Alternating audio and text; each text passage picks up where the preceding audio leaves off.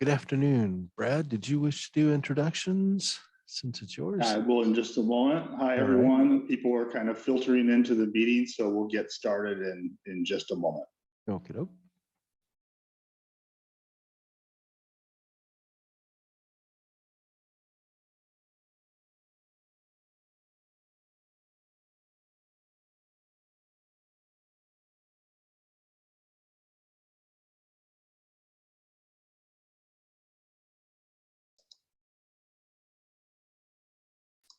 Okay, I think we've got somewhat of a critical mass.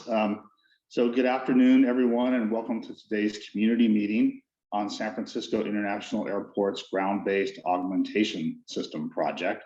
I'm Brad Eggleston, Director of Public Works for the City of Palo Alto, and we're happy to be hosting SFO staff and consultants today who will provide a presentation on GBAS and answer questions from the community. This is our third community meeting with SFO, following up on meetings last year in June and August.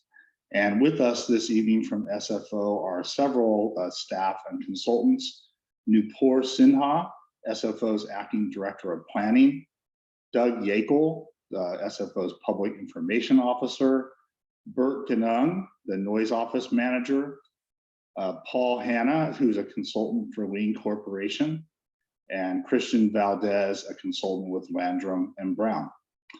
Before we get started with SFO's presentation, just a couple of housekeeping issues to go over. So first, we are recording this meeting so that we can make it available online later. And then after the presentation from SFO, we'll have a Q&A session. We'll first answer verbal questions from attendees who raise their hand. And when you raise your hand, when it's your turn, I'll call your name and then we'll bring you forward as a panelist so that you can turn on your video if you like for while you ask your question. And we ask that you please do limit your turn to one question, as we want to make sure that there's time for everyone to have a chance. If there's still more time, we would allow people to ask another round of questions so that they can get more than one in.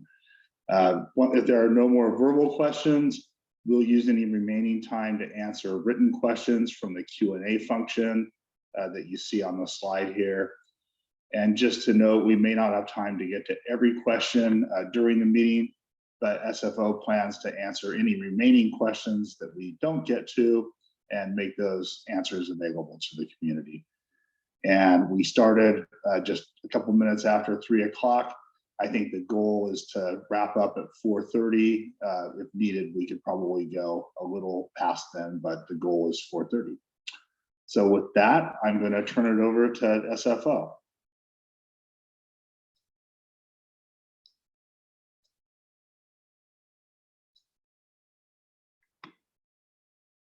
Pardon me. All right. Good afternoon, everyone. Hopefully you can hear me okay. We've got just a brief presentation that we wanted to share hopefully folks can see the screen. Just a brief presentation that we wanted to share ahead of the main kind of questions and answers session. As Brad mentioned, it's been a little while since we've had a chance to come and speak with all of you directly in this kind of more exciting forum where we have a chance to kind of dive into more questions and answers. So we wanted to make sure we had a lot of time for that particular endeavor. So the first thing that we'd like to cover here just in the deck, the three topics primarily we want to address with you all today to get you up to speed on where things are with the GBAS project here at San Francisco. So the first, I think that perhaps the most important thing that we'd like to discuss is some of the recent actions that have come out of the San Francisco International Airport and the SFO roundtable review regarding their decisions on the Group 1 innovative GLS approaches.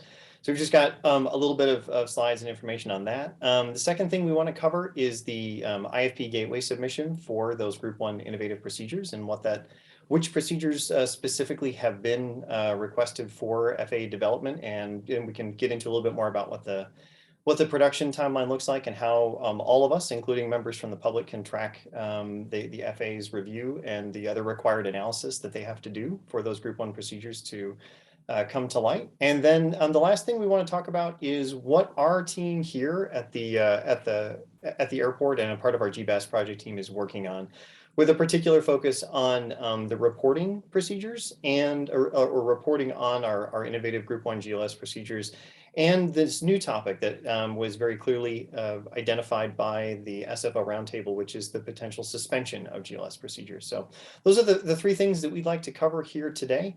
Before I get into it, I just want to mention, for those of you that are kind of keeping track of the GBAS here at San Francisco, it did successfully go live in the middle of March. We had intended actually for the GBAS to come online quite a bit earlier. We had just a few small pieces right there at the end following our successful flight inspection and commissioning that we had to get sorted out before all parties were ready to basically flip the switch. And so we've basically at this point had about 45 days of opportunities for aircraft to fly GLS approaches here at San Francisco. So for those of you who are interested or already thinking about, if there have been any changes in your quality of life or how the aircraft have been flying the overlays, there have been about 45 days worth of operations. There unfortunately have not been a lot of GLS approaches just yet, but we will talk about that in a little bit more detail when we address some of the topics there in number 3. So we'll get to that in just a moment.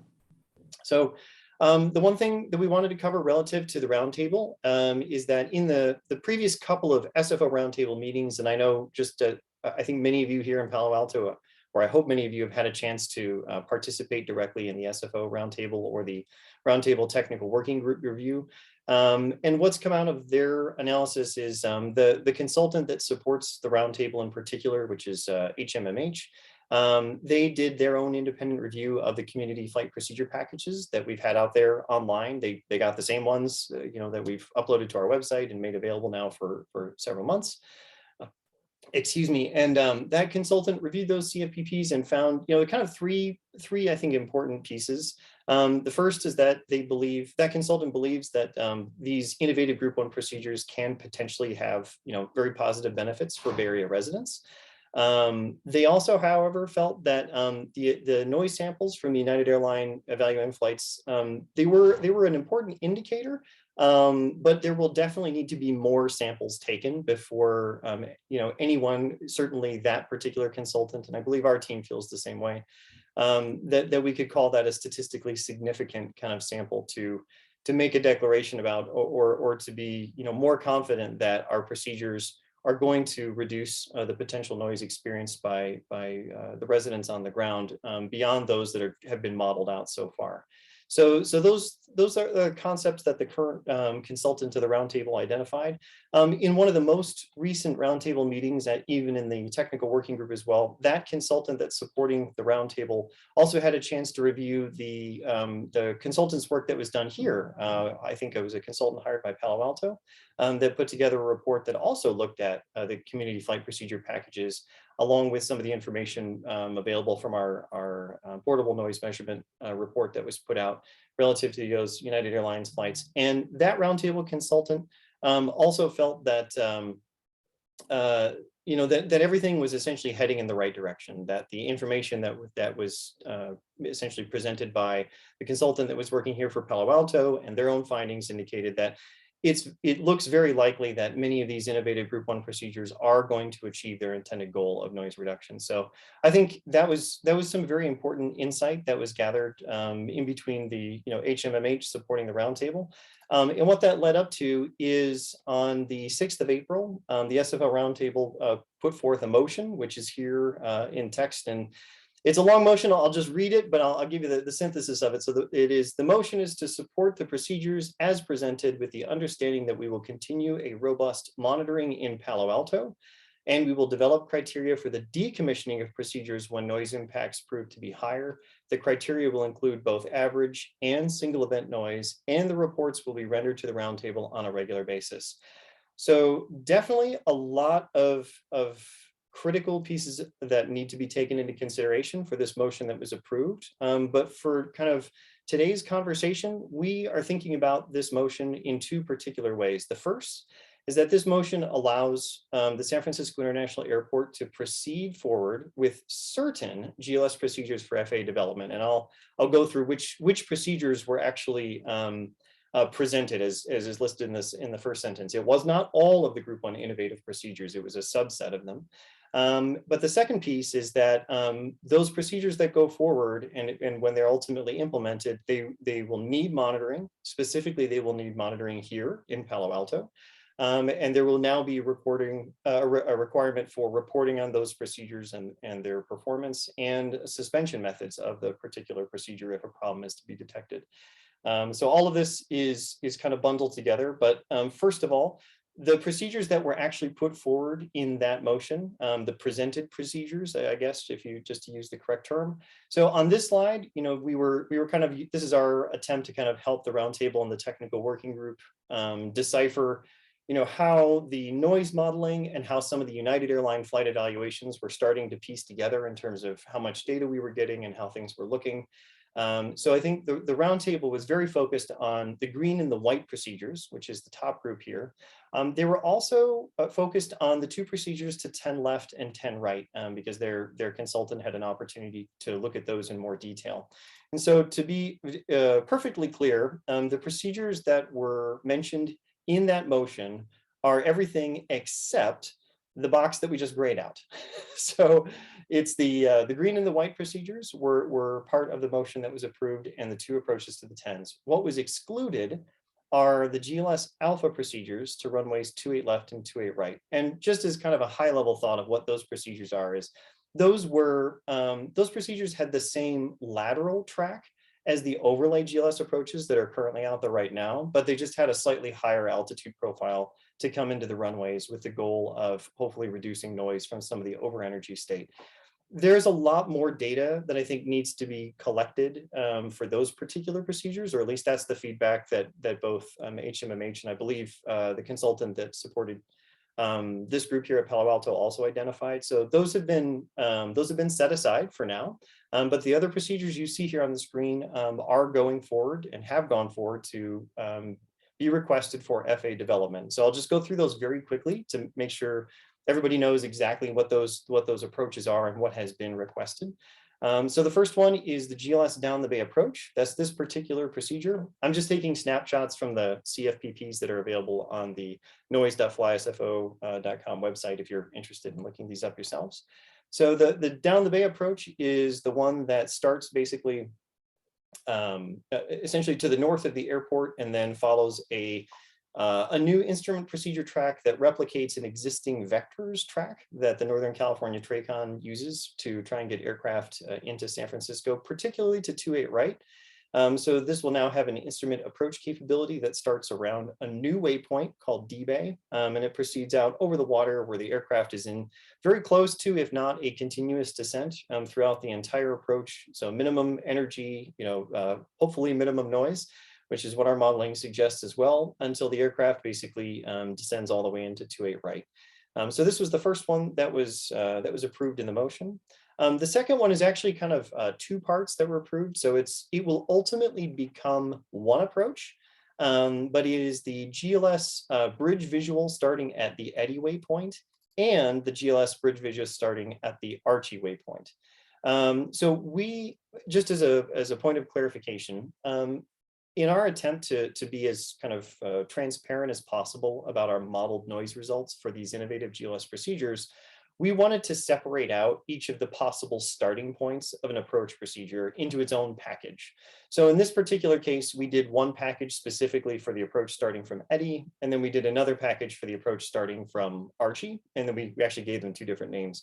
Both of them were approved in the motion to go forward for FA development. They will ultimately result in just one published procedure with two different starting points. So I just wanted to kind of be clear about that one. The bridge visual is the GLS version of a United owned and maintained procedure, which several other airlines use, but not all of them. So this is used under visual conditions here into San Francisco International Airport.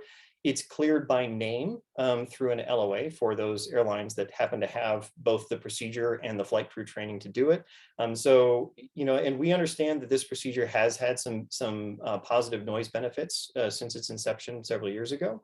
One of the benefits is that aircraft are able to descend out over the water just a little bit further than any of the existing approaches today before they then make their way back into runway 28 right in particular. So this particular design that basically extends the path of the aircraft out a little bit more into the water, that one has been approved to go forward. So again, the bridge visual, or B Bravo Victor Echo, which is this one, and Bravo Victor, which is the same path, but just starting from Archie, where it kind of matches up there at the Janie intersection. So that'll be one procedure.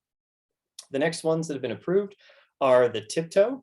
So this is the tiptoe to 28 right and the tiptoe to 28 left. Both of them have been approved under the motion that we just spoke about. This is an existing charted visual flight procedure. So if you were to go to the FAA publication page, you will find a visual flight procedure called the tiptoe. And you will sometimes hear, if you're listening to air traffic, the TRACON NCT will clear aircraft to the tiptoe visual. This will be the first instrument approach version of that visual approach procedure. So it's an identical track. And we're taking advantage of everything we can to make the altitudes higher and better so that the aircraft coming in particular from Eddy, can follow that low energy and more quiet path on in. This particular procedure has a slightly different angle that it uses to intercept the final approach. So you can see this has been a long-standing hallmark of the tiptoe in general. So there's nothing different between the GLS version and the visual approach version other than this one will use the GLS in the end. So again, tiptoe to 28 right, tiptoe to 28 left. The next one that's been approved is what we've referred to as the GLS Romeo. This is the GLS version of the existing RNP Yankee approach. So the idea here for the GLS Romeo is, again, it has two different starting points, one from Archie, one from Eddy. Both of them together will become one approach procedure, which we're referring to as the GLS Romeo. This one has some very high potential from the calculated noise modeling that has been done to have some noise reductions. So we're very excited that this was part of the group that was approved for the motion going forward. So again, this is kind of the GLS version of an RMP approach that's already out there. The last two that are approved are the GLS Alpha to 10 left and the GLS Alpha to 10 right. These procedures are calculated to basically have, because the final approach course has to shift over by 3 degrees, there's a potential small benefit for noise reduction on one side, but also the possibility that there's a small noise increase on the other side. However, these procedures are used just extremely infrequently. And the consultant to the roundtable pointed out a very important point here, which is that introducing a precision approach like this to the 10s will actually reduce the likelihood of an aircraft, in those rare occasions that they land on the 10s, has to do a go around or a missed approach, which is essentially like a full takeoff, heading to the southeast. So the idea is that this infrequently used procedure could result in more safer opportunities for the pilot to make it to the runway on their first attempt and land, as opposed to having to do go around after go around. So that was the main benefit that the HMMH team was identifying for taking these forward. So what that means in terms of those procedures is that the airport has made the IFP gateway submission for those procedures that I just reviewed. And we are tracking with the FAA right now for the potential publication date. So for those of you that want to track along through the same methods that we have as well, you can go to the IFP Gateway webpage, which is a public-facing webpage. That's the URL right here. You'll find a screen that looks something like this down here on the bottom right. The tab in particular to track is the second tab called the IFP Production Plan. At the time that we were putting this presentation together, I think there were 13 procedures slated in there. Some GLS procedures are actually slated. I'm going to talk about those in just a second. But this is going to be the best way for all of us, certainly members of the public, to track when these innovative Group 1 procedures are planned to be produced. And then when they go into coordination, which is the second tab, and I don't have this on the slide, but I'm just kind of letting you know, when they go into coordination, that's going to be one of the first opportunities to see what the results of any of the FAA NEPA analysis looks like for those procedures that make it that far. And again, this is just something we want to point out.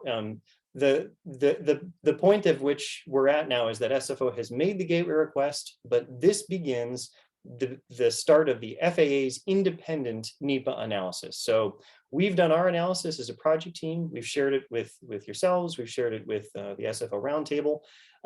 That does not replace any of the noise analysis that now must occur by law for these instrument procedures to be published and taken forward. So that's still to come. We're going to do our best to track how that's coming along. And if we have information to share in one of our future updates with you, we'll certainly do that. But if we hear very little, the place to come check that out is here on this particular webpage. The one last thing that I wanted to talk about relative to the gateway topic is that if you do go into the gateway right now, you will notice that there are 6 entries for GLS procedures here at the airport, with relatively near-term production dates associated with them. And I just wanted to explain what those are, and according to our FAA participants who help us on the Flight Procedure Subcommittee panel with the GBAS project. So the first group that you'll see there for the GLS runway 19 left, 19 right, 28 left, 28 right, this group here in the blue circle, they're all slated to publish on November 3rd of this year. All of those changes are to remove a note that is published on the top of each of the instrument procedure pages, which at the moment says that flight crews are committed to fly today's GLS approaches under simultaneous operations. In fact, that was a little bit ahead of schedule. So right now, the GLS approaches at SFO, the identical overlays, they are not approved for use in the simultaneous closely spaced parallel runway operation. There is a hope that perhaps in June of 2023, when the missed approaches, which is what's happening in the screen box, are amended, that at that time, the identical overlay approaches for the GLS can be used along with the existing ILS approaches, and they can all be used under simultaneous approach operations. Right now, that can't be, and so the note needs to be removed. That's what's happening in November. It's just taking a note off the top of the charts. The 2 green boxes are ones that I think we may have talked about before, but just in case, there are changes to the missed approach procedures for the GLS to 19 left and 19 right. There are also changes to the 19 left ILS and the 19 left and 19 right RNAV approach. They're all going to happen at the same time. They're all being done for simultaneous approach compliance. So that's what's coming, and that's what you see if you go to the gateway. I think the last thing that we wanted to talk about before we kind of turn things over to questions and answers is what our team is working on right now that we've made the gateway request, now that we've had the roundtable's motion, indicating that there's a subset of the procedures that can go forward. But of course, that motion has more than just the concept that it's okay to go forward with some of those procedures. There are additional reporting pieces that we need to work on, and there is a much clearer definition that needs to be worked on and provided for the community to look at about how and when to suspend a GLS procedure if it's not performing, if it's creating noise. So the first thing I'm going to talk about is number 1, and then I'm going to pass this to Christian Valdez to talk about number 2 here. But for number 1, I think the one thing we're doing right now as a team is working with the FAA to enhance our ability to identify and track GLS operations. So one of the things we've learned with our flight procedure subcommittee participants, which again is both FAA and airlines, is that there's not a good consistent method to figure out when a flight crew actually flew a GLS approach, especially here in San Francisco. And the challenge is that when the airport is in visual conditions, which is something like 85% of the time, it's very common that air traffic will clear the aircraft to a visual approach. At that point, the flight crew member has a number of choices about how they might want to execute that landing under their visual clearance to runway 28 left or 28 right. They could take the ILS approach as a backup. They could fly the RNAV approach. They could fly a GLS approach. So the challenge, though, is that the communication between air traffic and the pilot was just cleared visual. And the pilot doesn't have any requirement to jot down or indicate what they were using as a backup when they flew that visual approach. So if the GLS procedure in the future, let's say like an innovative procedure, happens to go on a really unique track, that might be a clue for the airport team or the FAA to know that they flew the GLS. But otherwise, all those visual approaches, they're a little bit tricky to figure out if they were actually flying the GLS or the ILS or the RNAV. And we want to get that resolved before we head into our Group 1 innovative procedures when they're ready to publish. So we're working with the FAA on some brand new tools that the FAA just developed. They're in-house only, as in even the airport can't see them. Like the consultants in the airport, we can't see these tools, but the FAA has them. They just hit the street on November, and some of those tools might be able to provide some additional clarity on those visual approach operations.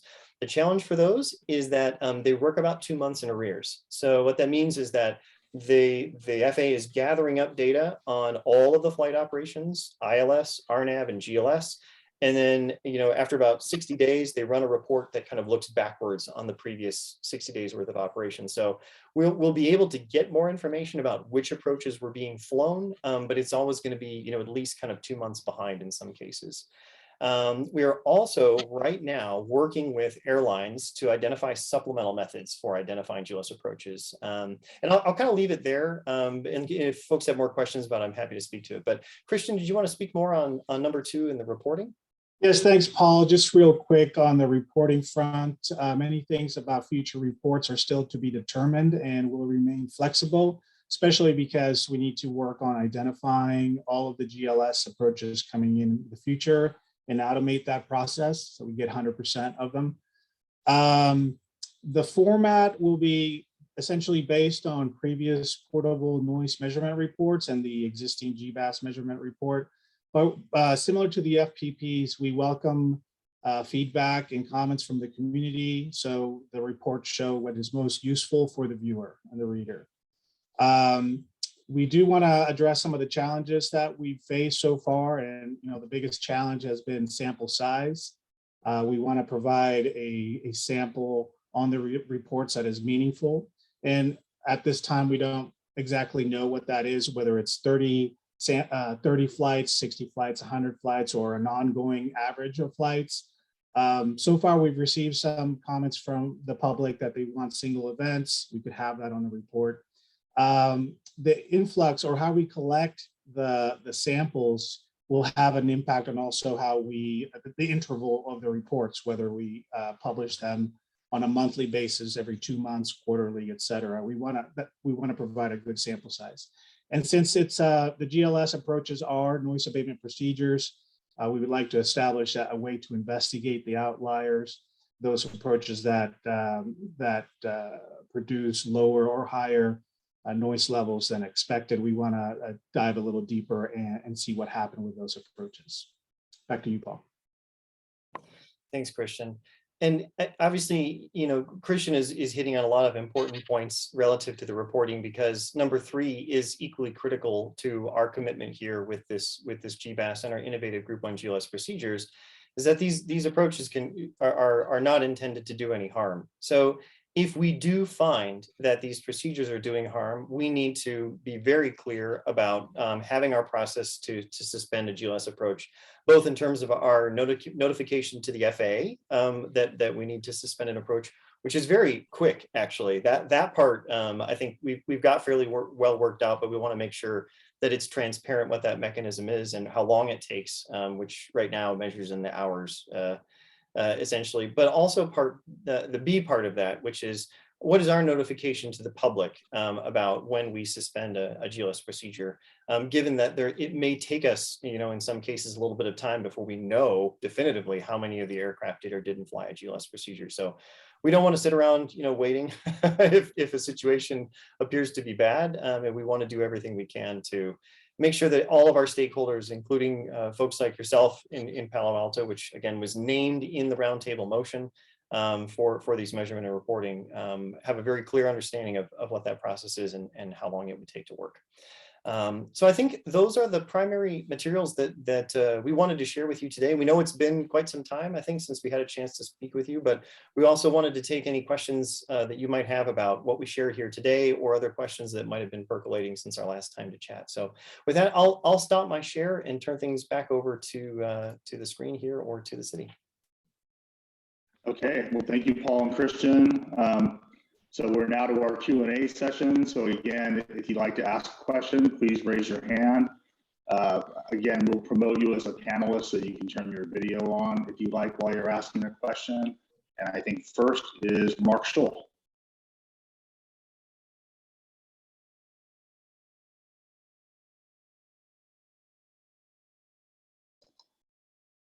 Mark, you should be able to unmute yourself now and speak.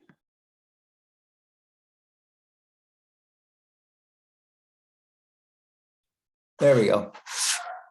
First, my frustration is the GLS procedures are being built on top of growing and well-documented problems from previous programs, which affect the GLS program but are being ignored by SFO.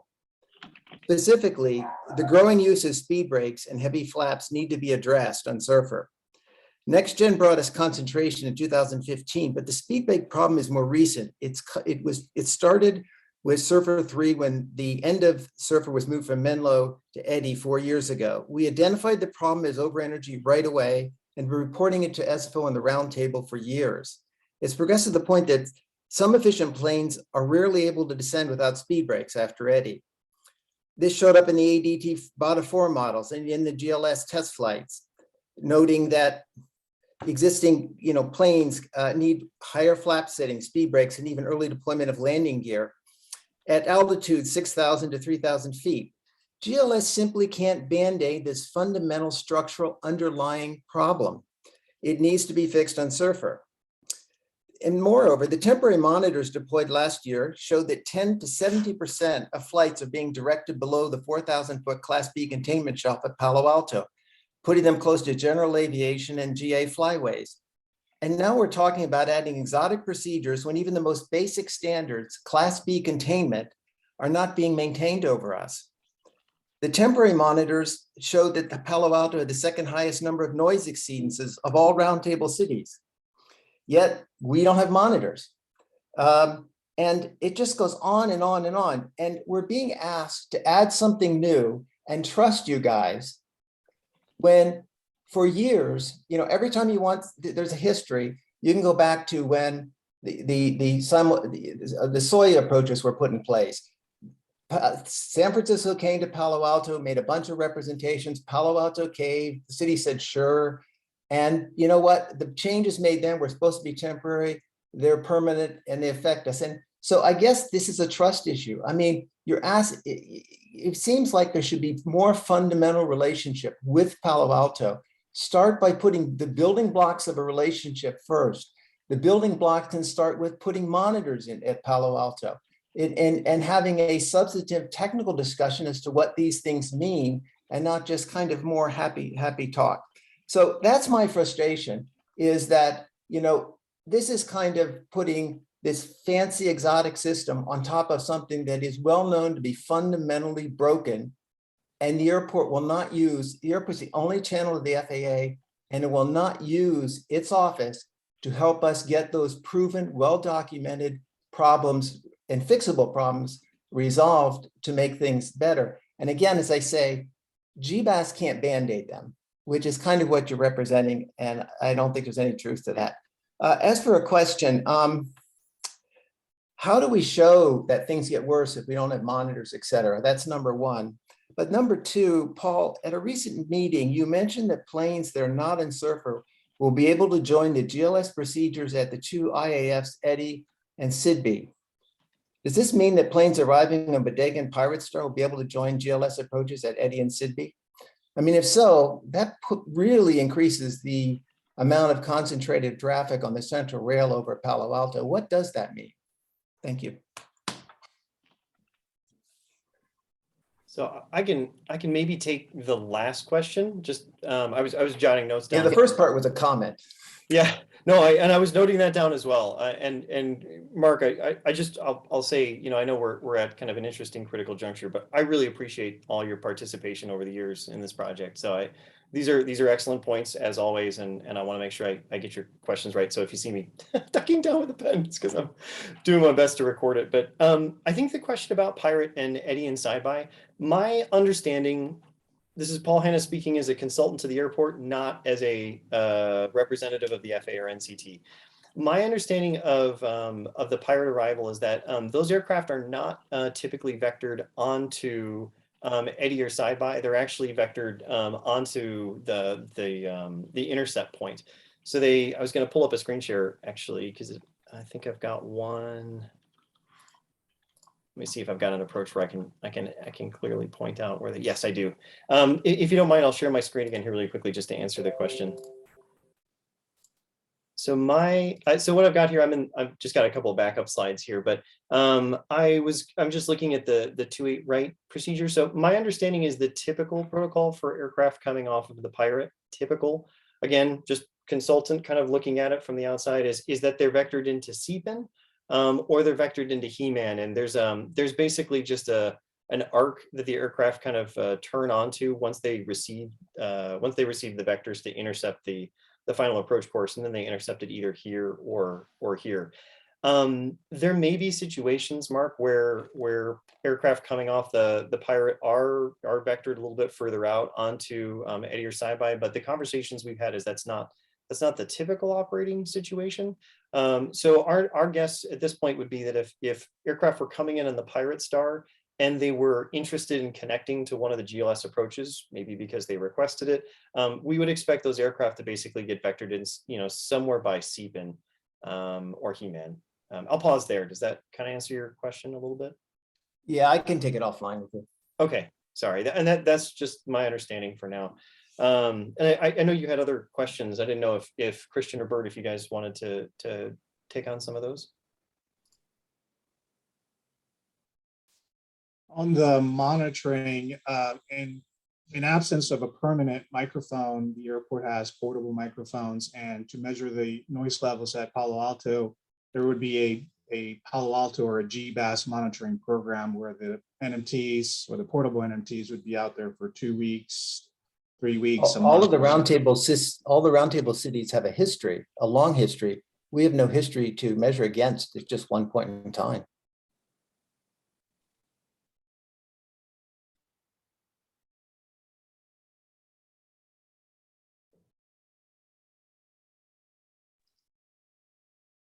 Okay, let's see. I think next is Marie Jo Fremont.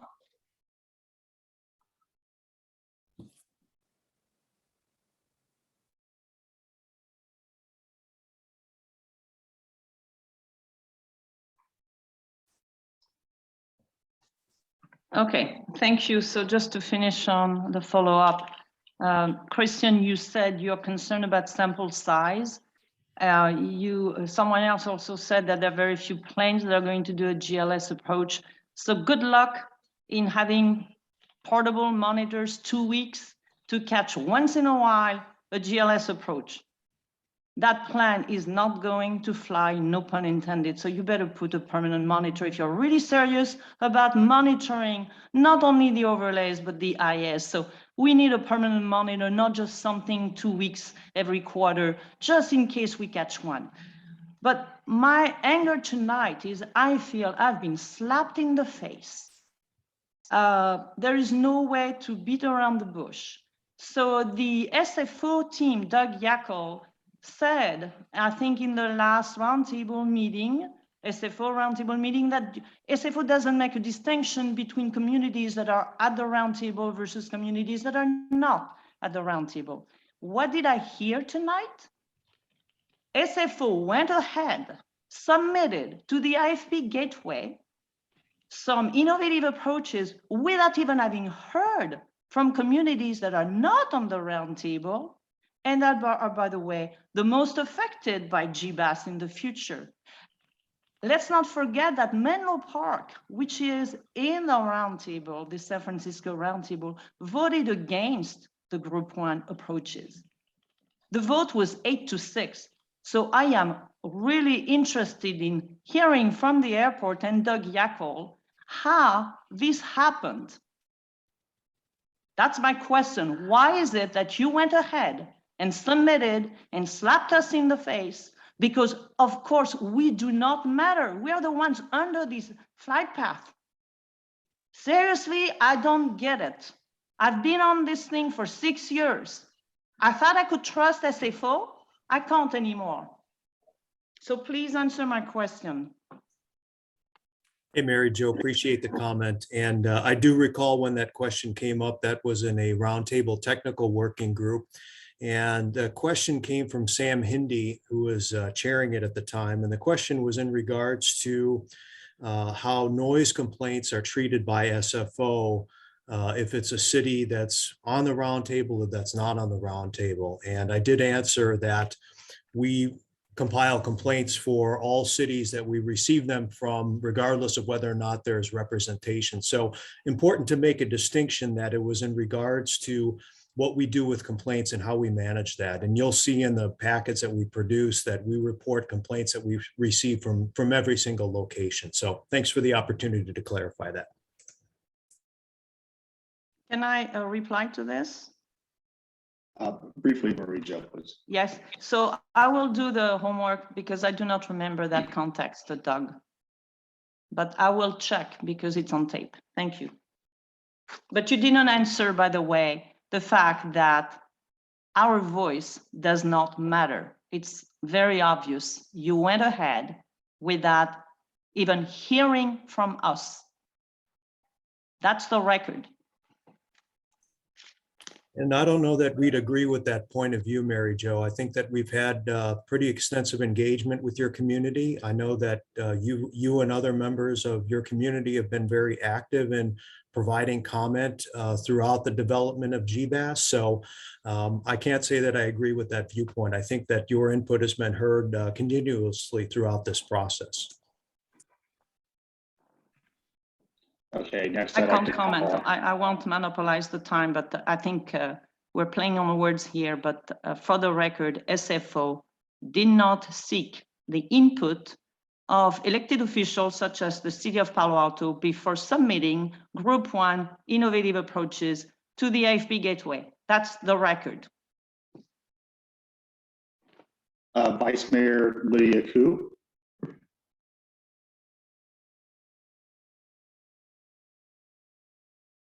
I think we're bringing you in as a panelist.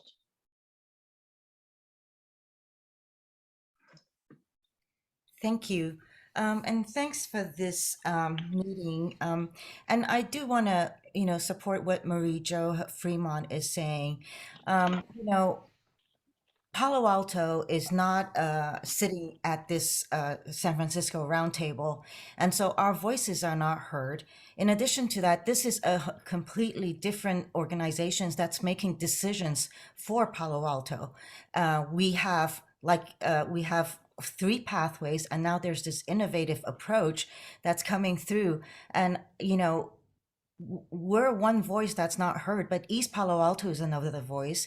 And then in addition to that, Menlo Park, who had voted no. So I do want to go on record that I still remember attending one of the San Francisco roundtable as liaison to Palo Alto, for Palo Alto. And Mr. Sator, I'm sorry if I didn't get his name right, did mention that in case any communities are not satisfied or do not like this or have quandaries about this GBAS, then they will really take that into consideration as well as not move forward with it. So at this point, I do want to log in my 2 cents that we are not being heard, and we have grave concerns about what is being done, and that it could potentially increase the noise.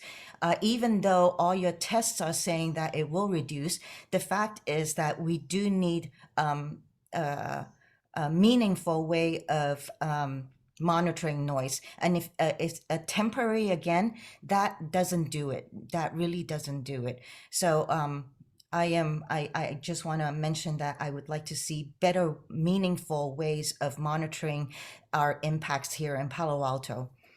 Thank you. Thank you, Vice Mayor. Rebecca Ward. Hi, can you hear me okay? Yes. Well, one thing I did want to just sort of reiterate, and I know the Vice Mayor just talked about it, as did Marie Jo Fremont, but and Paul, you said it a couple times, the SFO Roundtable approved a motion for a subset of procedures that can go forward. However, they have voted for 26 years not to include us on the roundtable. And they were specific that their jurisdiction is limited to San Francisco and San Mateo County.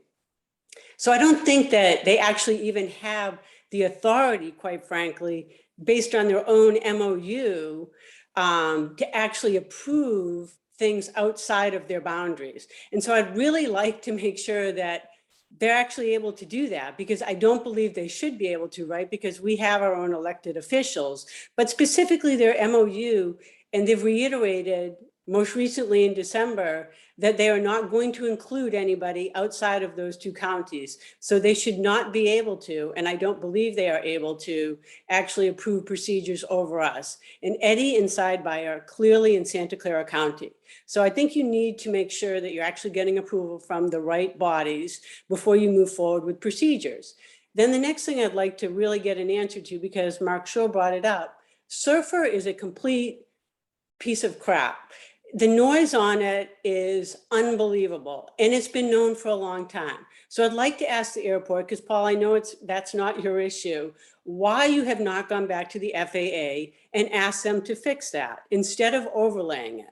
Which I'd also like to say that the airport went to the roundtable on the overlays, and they completely punted on those and said, sure, they're the same. But again, those go over us, and I don't believe they have the authority to do that. But I'd like to understand, you do have the FAA and you are able to ask them to make changes. Why haven't you asked them to fix Surfer? It is unbelievably bad. We should not be overlaying something that is that bad. And the next thing I'd like to understand is, and again, Mark Shaw brought it up, but the Class B excursions. The FAA has prioritized that safety issue as one of their top priorities that they theoretically are talking about at the April 29th meeting. Why is it that you're overlaying procedures where there is clearly a Class B excursion issue, right? Why haven't you asked the FAA to fix that? Because that is a safety issue. So I'd like to understand why the airport is not going back to the FAA and advocating when they know that a route that is really poorly designed is causing excessive noise.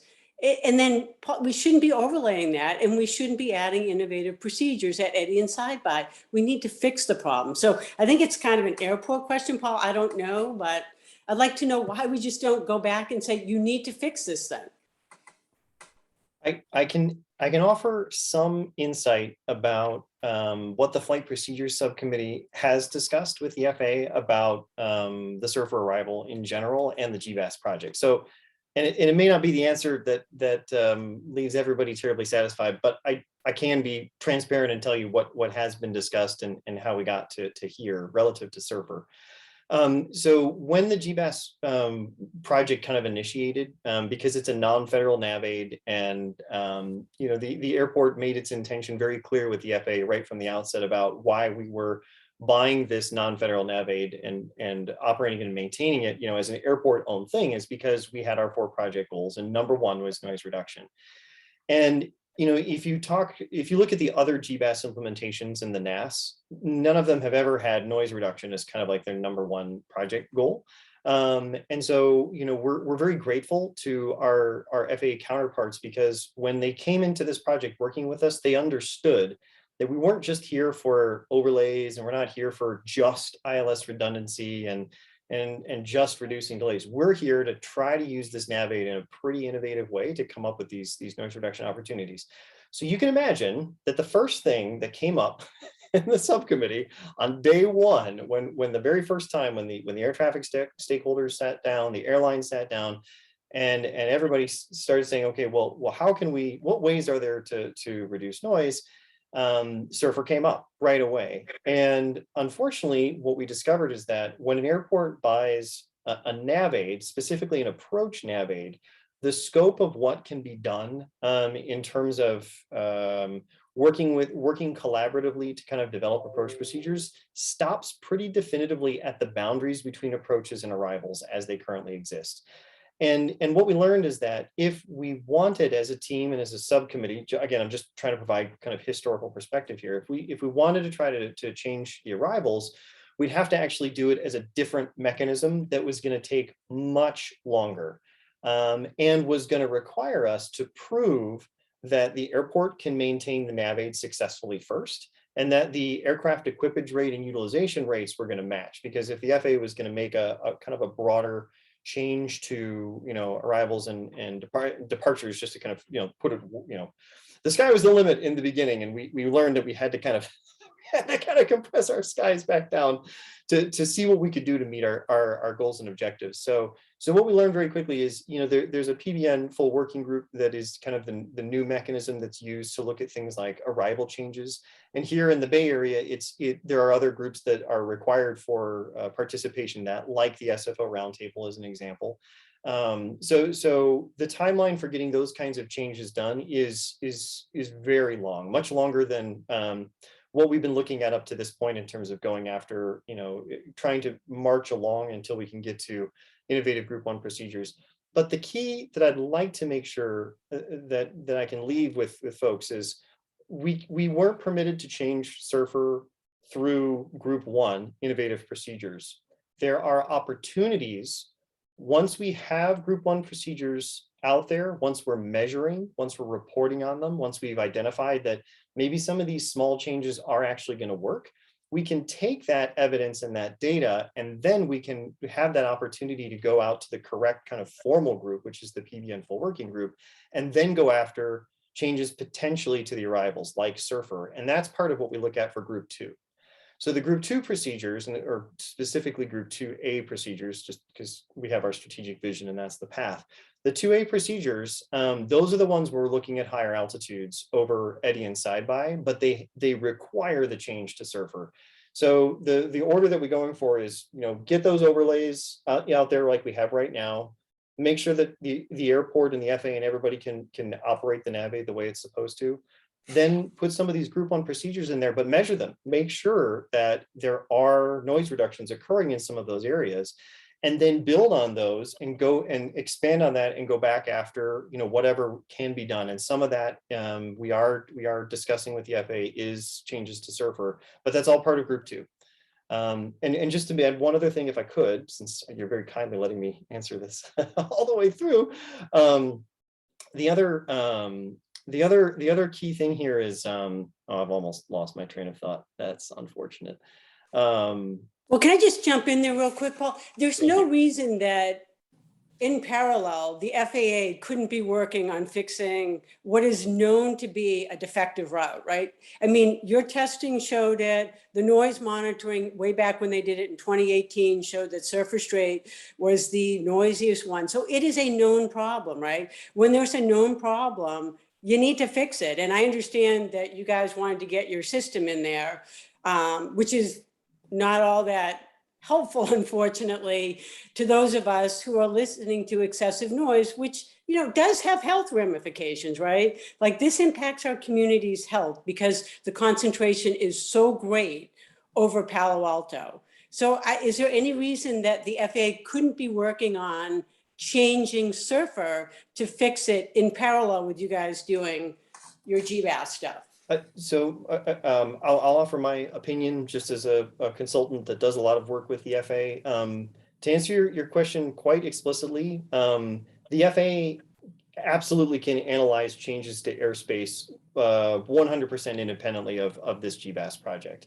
So yes, the FAA does have the power and the purview to look at Class B excursions, to look at noise complaints, brought forward from the community, et cetera, to look at changes to arrival procedures. It's just, that's an established process that has occurred, before we established the GBAS project, and it's still there. And I will say, my understanding is it's not like the FAA is waiting for the SFO GBAS project to get to Group 2A for that to happen. It's just that we are, if they don't get there soon, let's just say, this project is going to take us there because we're going to have that Group 2A conversation once we can prove that these Group 1 innovatives really do reduce noise. So that's where we're going. And I mean, I can't tell the FAA what to do, but there is no reason why they couldn't do it in parallel, I guess, to answer your question. Okay, thanks, Rebecca. Darlene Yapley is up next.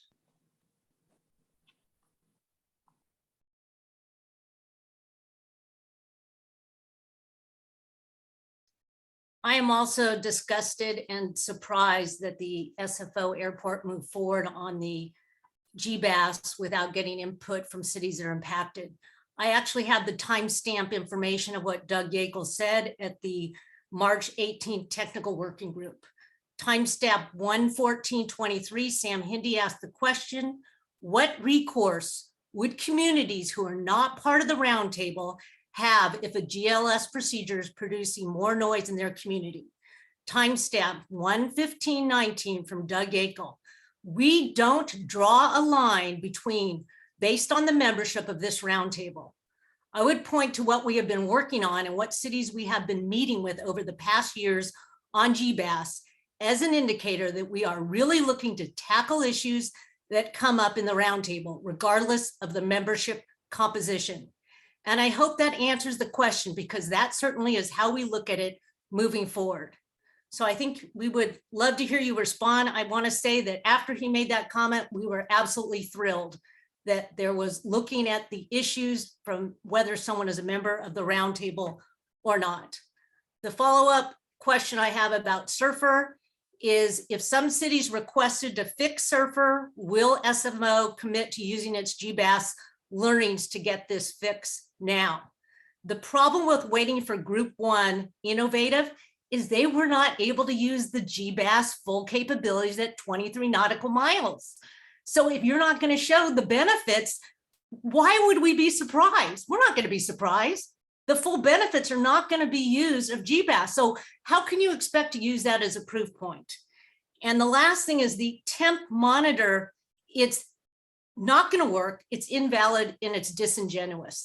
You cannot measure a comparison of something you come in every couple months on where there's very few flights. So Christian, you know, we've been in meetings together. You know that we got to have a permanent monitor if you're going to measure the differences. So I think that has to be addressed. So Doug Yakel, what's your comment? Group 2, useful GBAS is the second question. And third is, it's a permanent monitor.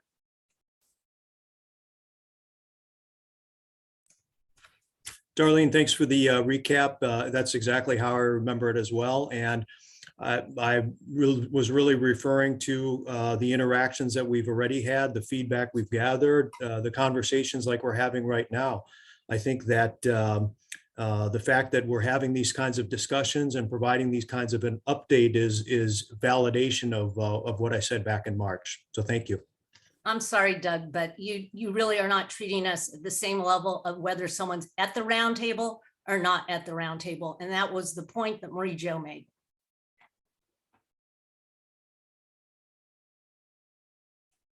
Paul, can you comment on Group 1 showing that there's going to be all these benefits when you actually aren't using the full GBAS capabilities?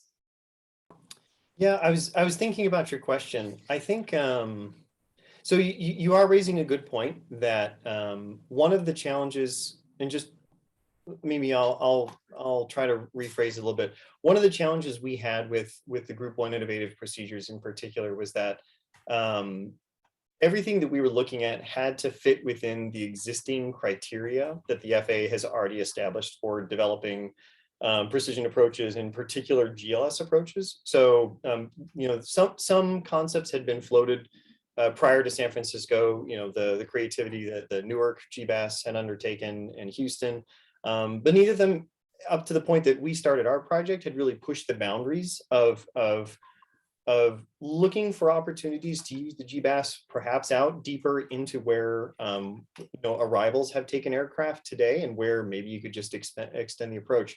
So the challenge that we ran into with the Group 1 stuff is that there is no criteria today for using the GLS to establish an approach that isn't perfectly kind of aimed as a line towards the runway. The GBAS, you are correct, is capable of more than just kind of one straight line towards the runway being the GBAS, the GLS kind of enabled piece. So just to be super clear, like when we talk about the GLS Romeo as an example, the first half of the approach that's coming over Eddy and Side-by, to your point, it's not using the GBAS. It's just flying RNAV to then connect. It's actually flying RNAV and then it's going out over the water and it's still on RNAV. And then as it finally kind of hooks that S-turn in, then it connects to the GLS, that last little straight portion, because currently That's all that the FAA supports in terms of development criteria for GLS approaches. And the challenge for us is that when we got to the point of making the request for GLS procedure, if there was no criteria to support the request, then the FAA would not develop the procedure. That's just kind of where they are right now in terms of resources and trying to keep moving things forward. So our challenge is that anything that we want to go after that's more in line with the extended capabilities of the GBAS, it has to be pushed into kind of more futuristic buckets. And futuristic makes it sound like it's years and years away. It's probably not that far away, but you're right. There are some opportunities to look at longer GLS enabled paths that take us out to 23 miles, take us right out to the service volume. That might be part of what gets us the higher altitudes and the better aircraft separation for our Group 2A set. It's just a timing situation about why we haven't been able to ask for something more elaborate, so to speak, that's along the lines of what the GBAS is capable of. But Paul, you made the comment that you were going to look, everyone's looking at Group 1 noise reductions to determine moving forward on Group 2. That's the fallacy that I see, because you won't be able to show the gains that you would in Group 2. I see your point. Well, and it is our hope that there are some gains, but there's two things we really want to prove in Group 1. One is we need to make sure that these things are not making more noise. That's a suspension time for a GLS procedure. That is the criteria, right? That's what we're trying to work towards.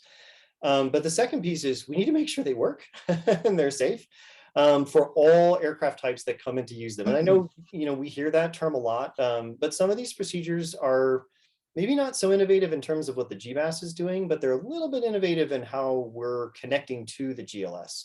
And so we need to make sure that all of our air traffic stakeholders are being safe and effective in using the approaches as cleared, and we need to make sure the aircraft are working as well. Because even that shallowing out of the GLS Romeo that's in the procedure that's going forward, we want to make sure that works. We want to make sure we're not like introducing some kind of over energy state with that. And that's what I'm referring to is if those are starting to work, then we can get higher and higher as we head towards Group 2A. Okay, just to follow up on the permanent monitor, since multiple people asked it, Christian, could you answer the question? Sure, thank you for that, Ms. Yepley. And you're right, temporary or portable monitors are temporary in nature. Noise levels is a criteria that we're looking to monitor and track, and it's likely the most important criteria whether these approaches are quieter. But there's other criteria that the noise monitoring system can track year-round, 24/7. And a criteria that we want to track on the GLS approaches are speed, ground location, angle, and altitude. So we could track those without the need of a portable or a permanent microphone. Well, I look forward to hearing more about that. Thank you. Thanks, Darlene. Jennifer is next.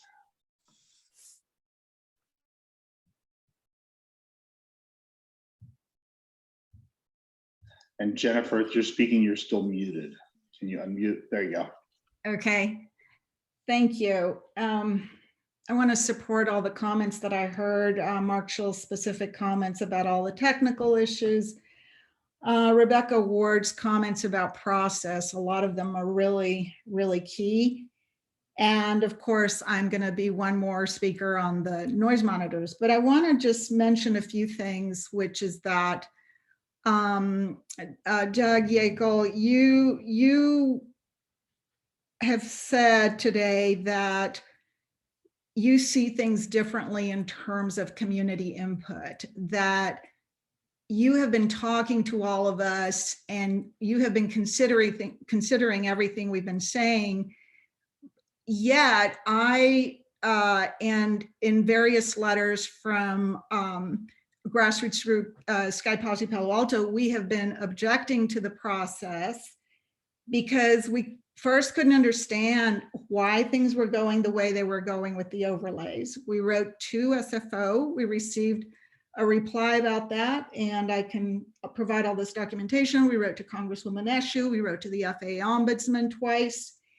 We have written to the SFO Roundtable twice, all in objection. Now, you did not consider that feedback. You did not consider that we have a lot of process questions.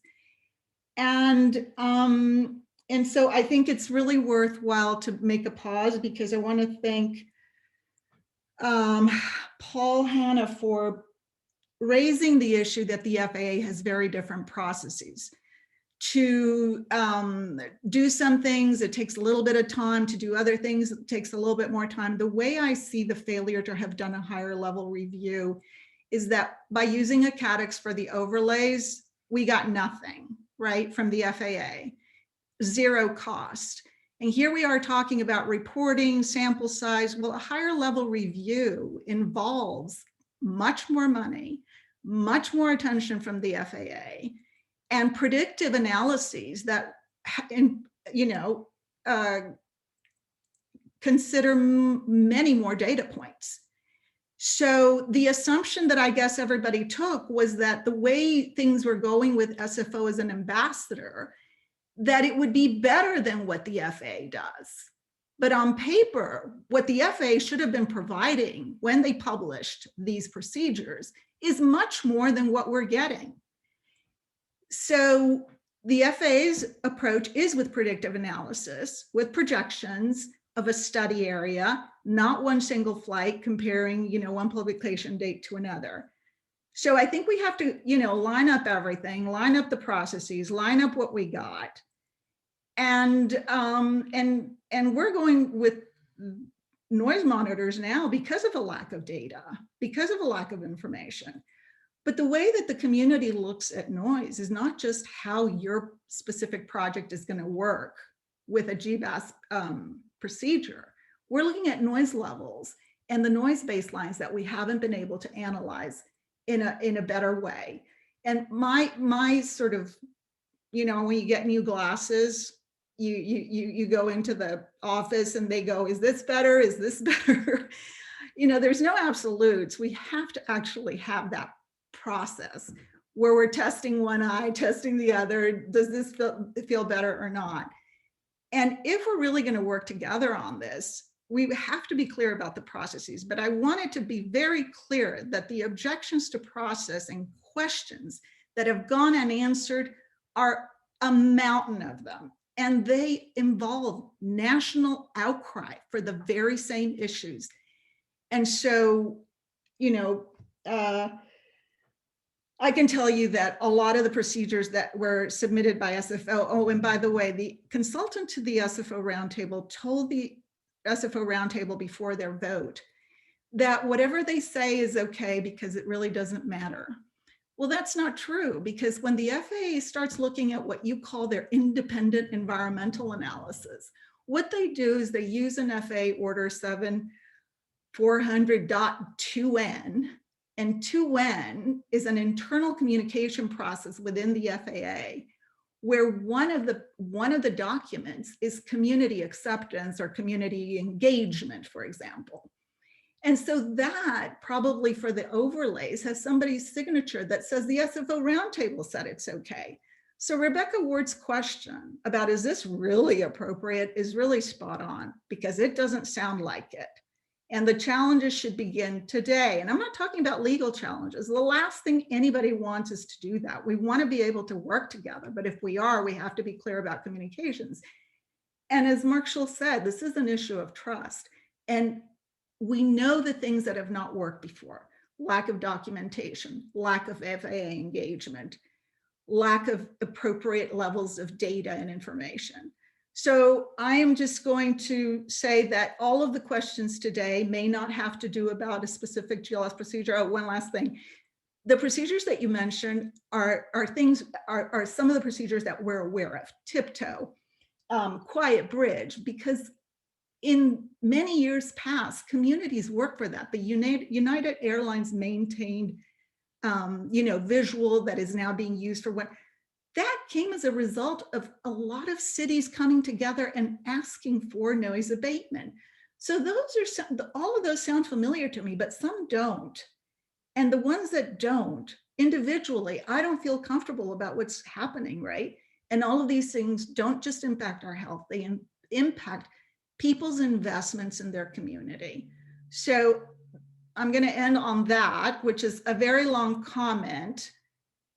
to say that all of my questions and the questions that come from a great, because when we put questions forward, we are collecting people's concerns. Those have gone unanswered. So my question is, why have all my questions gone unanswered? And I haven't been cheerleading on the feedback here, and my feedback has not been taken into consideration. Thank you.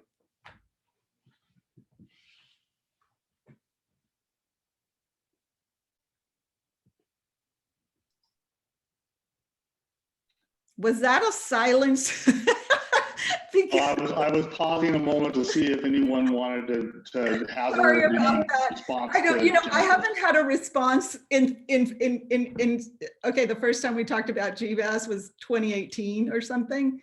I haven't heard a reply to my questions since then. It's not going to be a surprise, and I don't expect it. I just am suggesting that we need to address all the process questions first. Thanks, Jennifer. So I have a question, and this is purely mechanical. Sorry, it doesn't Sure. do, this is not gonna do, it's it's just a question for you. So when the FAA published the GLS overlay approach procedures, and they moved them from the publication, or from the production tab to the coordination tab.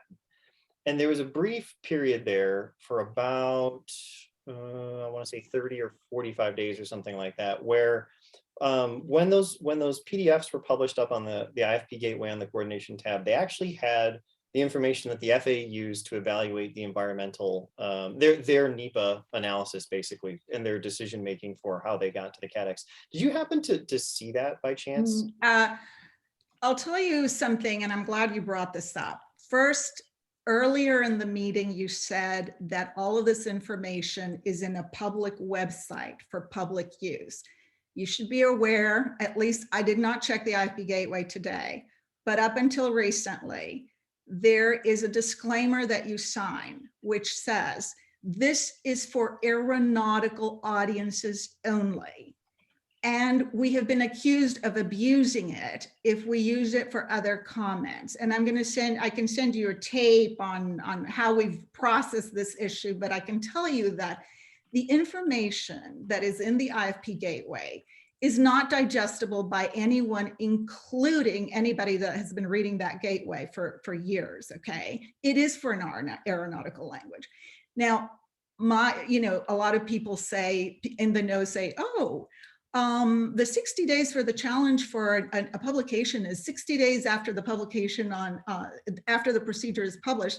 Nobody knows that it's been published. How would you ever know to contest it? And so what we have is a Freedom of Information Act that was filed by an individual resident who did their due diligence. And we have a copy of that FOIA. And when you look at that, that's where you can see that it says attachment, community engagement attachment. If you can get a copy of that community engagement attachment, great. It did not come with the FOIA. And so so your question about the FAA's environmental review process is actually a very huge topic.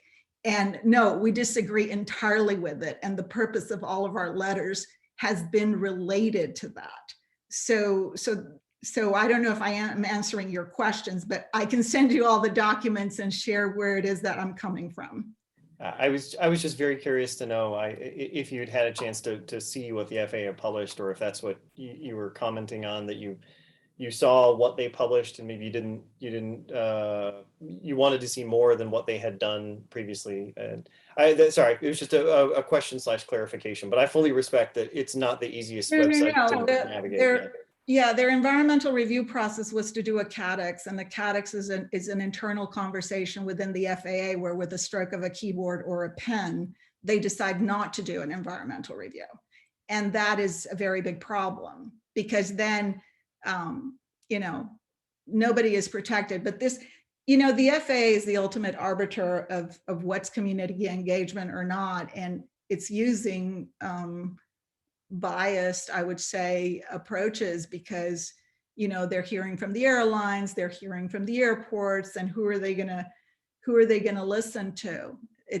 Jennifer, not- I hate I'll to let you go. interrupt, but if you could wrap up. And for- thank you very a much. couple No, more I don't have announcements. anything more to say. Thank you so much. Okay, thank you. Let's see, we've got about 15 minutes left, and I think we're kind of heading into a second round, so we'll see what additional questions we can fit in the time we have left. Rebecca Ward.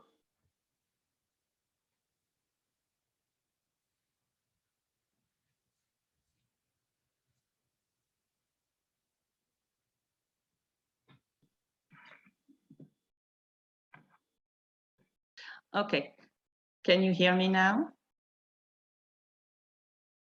Marie Jo, I just called on Rebecca Ward, but Oh, go sorry. ahead, Marie, since you're unmuted, and Rebecca can go next.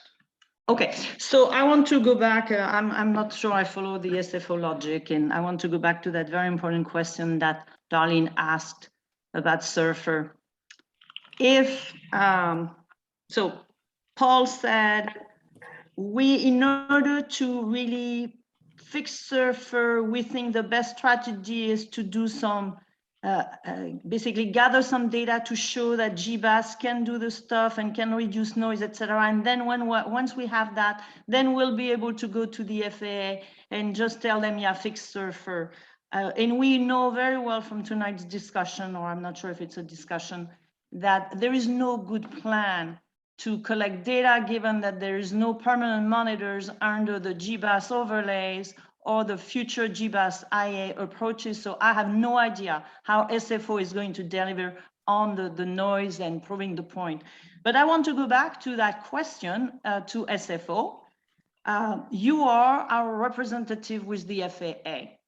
If a procedure must be changed, it has to be submitted by the airport to the FAA. So if a city were to request to fix Surfer, will you commit to go ahead and do it? You have all the information. You know what the problems about Surfer are. We don't need GBAS to fix Surfer. So the question to the SFO team, will you go ahead, or will you need to go back to the SFO roundtable to ask them something to fix Surfer at 80 and side by, which is not in their jurisdiction? I have to defer that one to Bert or Doug, I think, because I just support the GBAS project. Sorry, Marie Jo. So I just wanted to pass that one to Bert or to Doug if either of you folks wanted to comment on that one. I think the appropriate answer for this one, and ties into what Paul was saying, is the FAA has asked that we not touch this at this point. We have tried to create a procedure that takes what is there and makes it as good as we can.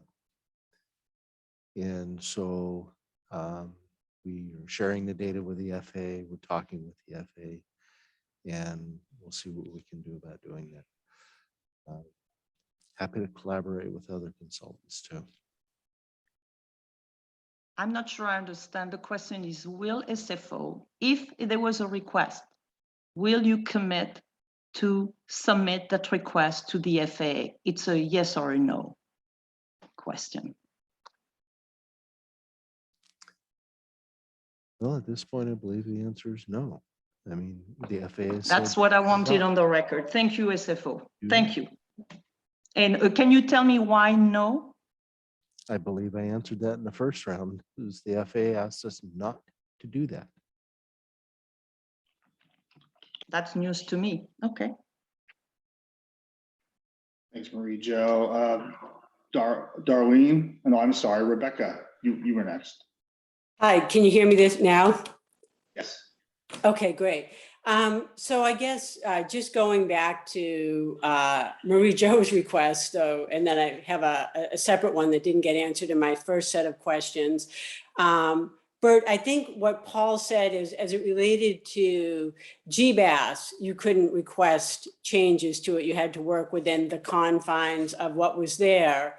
But independent of that, I don't understand why the airport won't go back to the FAA, given the data that both the noise monitoring you've collected, minimal as it is, as well as the test flights that were done, you know, solidified that there's a problem. And clearly it's not to anybody's benefit to have a route so poorly designed. And I don't understand why the airport won't go back to the FAA and advocate for the change to that route, because it's just so bad. So I'd like to get that. And then I didn't get an answer to my another question, and I want to follow up on that. But I think there's no reason, your answer is true for the GBAS project, but it's not true for anything else, meaning you could go today and you could ask the FAA to start working on refinement to Surfer to fix the inherent problems in that. So what's the reason that you won't do that? I agree with you, and thank you for the opportunity to clarify. Yes, the no statement does apply to GBAS, and that's why we're here today. As far as Surfer itself, we're not here to discuss that one today. As far as going forward with any opportunities to make changes to Surfer, I believe I could say that SFO would support any opportunities, and I did say we would be willing to work with your consultants. Okay, and I think Palo Alto should follow up on that. And this is to the city of Palo Alto, because this is a big problem for the community, and work with SFO, who does have the ability to ask the FAA to make changes. So independent of the roundtable, Palo Alto should reach out to the airport and make an official request to try to do that. Now, the other question I did have, and I'd really like to understand this one, and this does go to, maybe it goes to Doug, but going back to the jurisdiction for the SFO roundtable, it's very clear in their MOU and in their voting and their statements that they want to limit their jurisdiction to San Francisco and San Mateo County. You are referencing a motion that approved a subset of procedures that go outside that boundary. So I don't believe they have the authority to approve things outside that, independent of anything, Doug, you said, and how you interpret it versus how the community interpreted it. It's not valid to say a group of people, particularly those who have voted for 26 years to exclude communities outside of that jurisdiction, can now go and approve a subset of procedures that go over communities outside of that. And again, I think the city of Palo Alto should vehemently object, as should Los Altos and Los Altos Hills, where Eddie is. But it doesn't seem like it's a legitimate vote, right? Because they don't have that authority. They've limited their authority. So I don't understand how they continue and how you go only to them. I can understand getting their approval and then coming to communities outside of it, like the communities of Los Altos and Palo Alto, and also getting their approval, not feedback, but approval. So maybe, Doug, you could comment on why SFO didn't do that step, because I think that's leading to a lot of the frustration that you're hearing, which is a community that doesn't represent us somehow is voting on motions to approve changes that impact our community. Rebecca, I apologize. I couldn't speak to the authority of the roundtable. I think we'd probably need somebody maybe on the legal side from the roundtable to kind of talk about those boundaries. I guess on a broader level, the way we look at the roundtable is really the place that we've established for the public to ask questions, to make comments, to express concerns in a public setting. And, clearly it's one that has representation, but it's not bounded by that representation. We hear public comments from residents outside of the roundtable's composition and representation, but I guess we look at it as the long established venue for community feedback. And I think the feedback is different than the approval. And as I said, I don't believe they have the authority to do that, particularly given they've gone on the record multiple times to say what their authority is related to, and they've voted to keep other communities off of it. And I think it's beneficial to SFO to make sure that they do include other communities, because it doesn't help you guys when there's animosity in communities who barely get 2 minutes to speak. And I think you've been at those roundtable meetings, and some of the members are downright hostile to Palo Alto, and to the point where really it got a little bit heated. So I think that's where, again, I don't think they have that ability, and I don't think even if they did, that should suffice for you. I think you should be going to all communities who are impacted. And I think that would benefit everybody, including you guys. Thanks, Rebecca. Darlene Gapley is up next.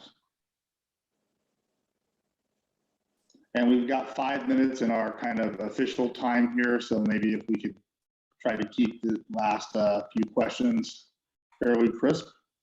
I wanted to recognize Ivar Sotero, who voted in support of Palo Alto being a member of the San Francisco Roundtable. Unfortunately, we are not.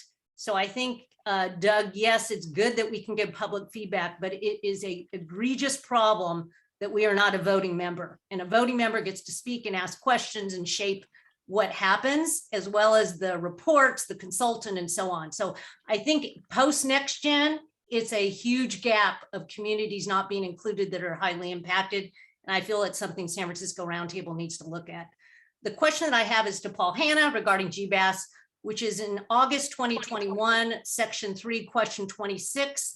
SFO answered that it would explore group 2 EDDI IAs without EDDI at 6,000 feet in response to residents asking SFO to model more innovative approaches.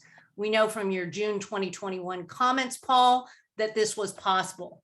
Why can't the modeling of group 2 EDDI start now? Modeling, not getting the community together, getting the working group together, blah, blah, blah, blah, blah. We're talking about modeling. Okay, thank you. I can answer that one. And I haven't said this as well. I really appreciate all your questions and all the time that you've put in on this GBAS project throughout all the years. So thank you, Darlene. I really appreciate all that. The noise modeling, we have actually done a little bit of noise modeling for higher altitudes over EDDI. They are not ready to go into community flight procedure packages that we would publish on the website just yet, because there's a lot of variations that you can do from a physics limitation standpoint. But we took the question that actually came from, I don't know, I can't remember if it came from yourself or others here in Palo Alto that challenged us to go find these higher altitudes. So we did. We took it back to the subcommittee. We said, hey, what happens if we take this thing up to this altitude, and so forth and so on? And we got some reasonable results in the, I'm going from memory here, 7,000 to 9,000 range. And then we went after some really unreasonable things in the 13,000 foot range. Then everybody kind of said, okay, Paul, you've lost your mind. That's an orbital procedure, and that's never going to work.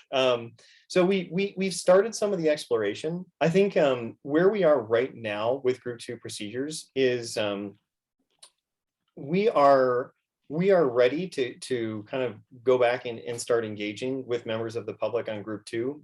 But the most important thing that our team, we feel we need to do right now is to address the other pieces that were stipulated in the motion from the roundtable, which is coming up with identifying aircraft that do the GLS approaches, coming up with that reporting system and what it looks like, and then making sure that we have a transparent process for suspending a GLS procedure that's not real. So, we've got to be careful about how much time we spend relative to when those innovative group 1 procedures come out from the FAA. There's a possibility that because they're not hard dated, so they could come, the FAA hasn't set the official publication date yet.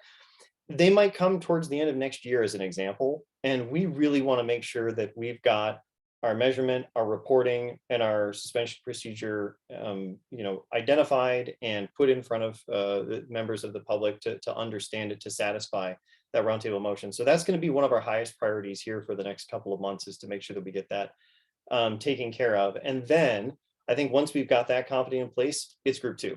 it's ready to go for group 2 analysis with the public. So that I hope that answers your question. Yeah, just one comment about the priority of Palo Alto monitoring that is in the motion. I certainly hope that you get the stakeholder called Palo Alto to agree that it is viable what you're proposing. Otherwise, it would be really flagrant to come up with a strategy for monitoring Palo Alto for everybody that is not in Palo Alto.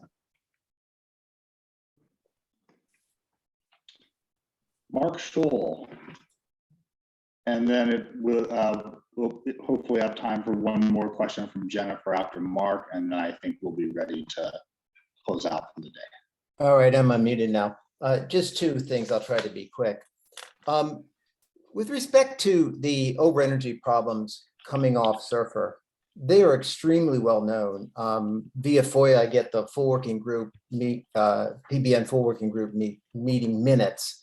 They're fully aware of it. One of the main reasons that they haven't done anything about it is because they spent 4 years of completely wasted effort, which they thought was nuts, on shifting Surfer to the BSR track. They made it clear to everybody up front and repeatedly, and multiple times the technical group turned down, said the project is not doable, and yet pressure continued to come from SFO, the roundtable, and others to continue to do it. And that's why they are upset about even looking at changing. One of the reasons they're upset about even looking at changing Surfer. And what's amazing about it is, as long as we have come to the roundtable, to the SFO and said, hey, you need to pressure the FAA on over energy problem on Surfer because it's getting worse as planes get newer and more efficient.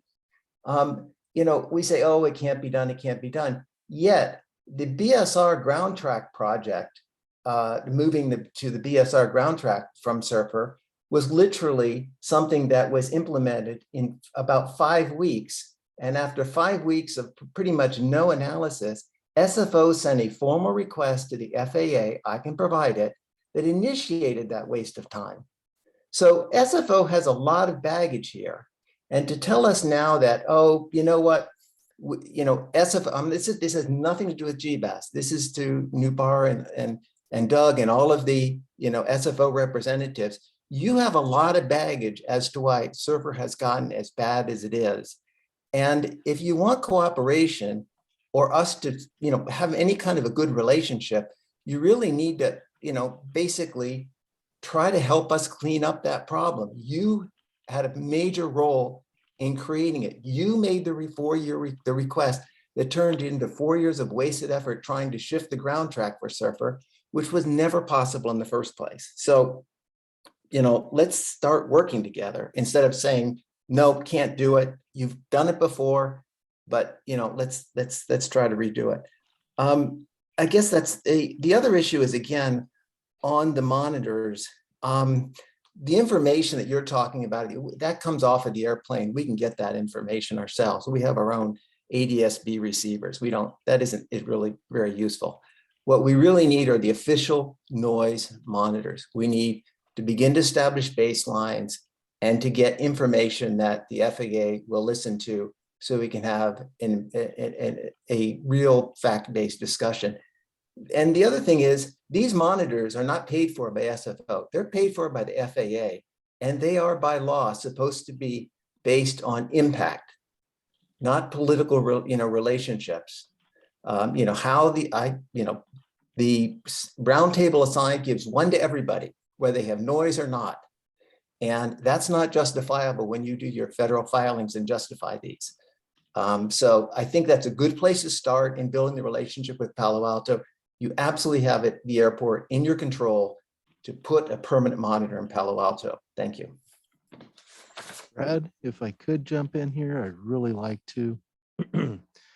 Regarding Mr. Scholl's comments on the noise monitors, I'd like to point out that we do have the Palo Alto and East Palo Alto noise monitoring for the quarters starting 2020, and those noise levels don't show a level that the FAA would consider for a permanent noise monitor. No, that isn't. And No, I also, understand. too, You're talking about something completely different. if you You're would talking about the please monitors give me the required by the respect of allowing me FAA. to make my comment. Yes, you can, but you're making a comment that is disingenuous. No, I'm not. Yes, it We've is. actually had conversations with the FAA, and Tell me how Redwood City justifies a monitor with 2 noise events per day. I'm sorry, I've got to. I understand, but I'm just saying, Mark, Bert, you keep saying that you're mixing up, you're substituting requirements that the FAA has, that monitors must be put in place versus AIP money being used for community monitors that are not, they're not under that same program. That is added at discretion, but the filings do require you to commit, I've seen them, to say that they're based on communities with impact. That's all, that's my point. we've actually asked the FAA, and the GBAS project can only support portables. When we get into it with the FAA, they start talking about revenue diversion, which allows for serious penalties against the airport, and we try to stay away from that. And that's why we would have conversations with them on implementing a permanent monitor. So if there's solutions Palo Alto would like to propose, we'd be happy to talk with you about it. I think that's the best way to go about The it. airport just has to request it. We've had the conversations. Thanks, Mark. One last question from Jennifer, please.